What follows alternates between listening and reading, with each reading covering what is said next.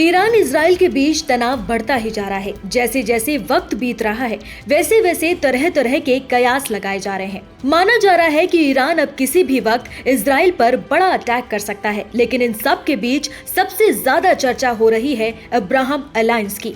Abraham alliance, जिसका जिक्र अभी कुछ दिन पहले ही इजरायली प्रधानमंत्री नेतन्याहू ने अमेरिकी कांग्रेस में किया था। दरअसल ईरान के साथ इजराइल के संबंध लंबे समय से तनावपूर्ण रहे हैं। ऐसे में प्रधानमंत्री नेतन्याहू इस कोशिश में है कि अगर ईरान उनके देश पर हमला करता है तो उसे कैसे कूटनीतिक तौर पर अलग थलग किया जा सके। अमेरिकी कांग्रेस में बयान देते हुए नेतन्याहू ने संकेत दिया कि ये गठबंधन मध्य पूर्व का नाटो होगा। नेतन्याहू ने कहा था कि जैसे द्वितीय विश्व युद्ध के बाद अमेरिका ने बढ़ते सोवियत खतरे का मुकाबला करने के लिए यूरोप में एक सुरक्षा गठबंधन बनाया, इसी तरह अमेरिका और इजराइल ईरान के बढ़ते खतरे का मुकाबला करने के लिए मध्य पूर्व में सुरक्षा के लिहाज से एक सैन्य गठबंधन बना सकते हैं। क्या है अब्राहम अलायंस?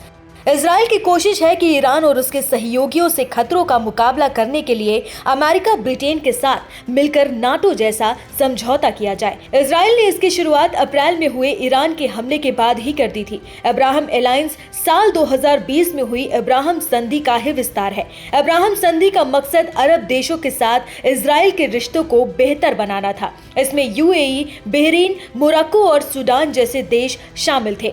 अमेरिका की मध्यस्थता में हुए इस समझौते को लेकर उम्मीद जताई जा रही थी कि कई अन्य अरब देश भी इससे जुड़ेंगे। वहीं ईरान से खतरे को भांपते हुए इजराइल चाहता है कि अब इस संधि को विस्तार दिया जाए और नाटो जैसा एक अलायंस बनाया जाए जो युद्ध की स्थिति में ईरान के खिलाफ इजराइल का साथ दे।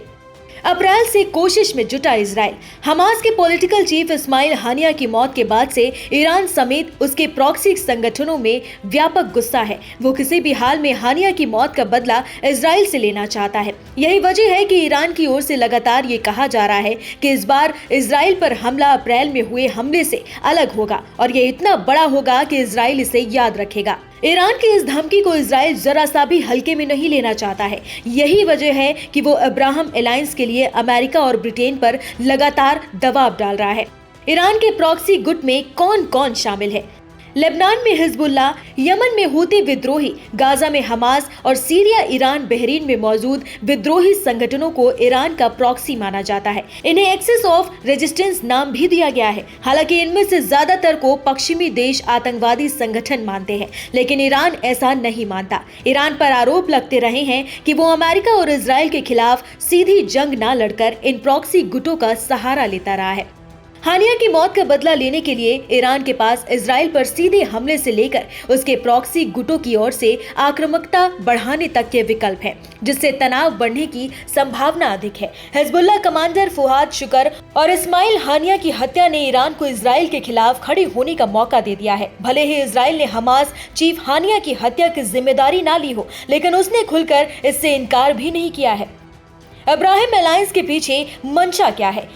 करीब 10 महीने से गाजा में जारी इजरायली हमले की दुनिया भर में आलोचना हो रही है। मुमकिन है नेतन्याहू ईरान और उसके सहयोगियों यानी कि हिजबुल्लाह, हमास और हूती से संभावित खतरे पर ध्यान केंद्रित कर युद्ध विराम के दबाव से बचने की भी कोशिश कर रहे हों।